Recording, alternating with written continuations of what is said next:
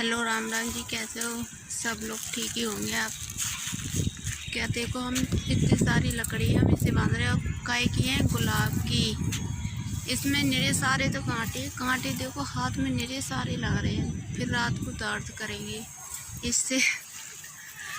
आप बताओ क्या कर रहे हो?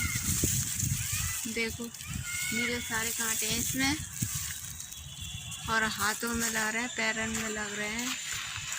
और इधर हमारी दीदी है, ये भी कर रही हैं और लाइक करें, सपोर्ट करें। इससे ज़्यादा भी ज़्यादा सपोर्ट शहर करें सबको।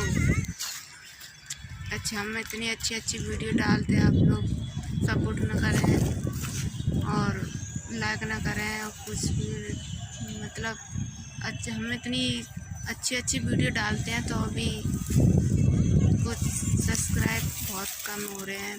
पता ना क्या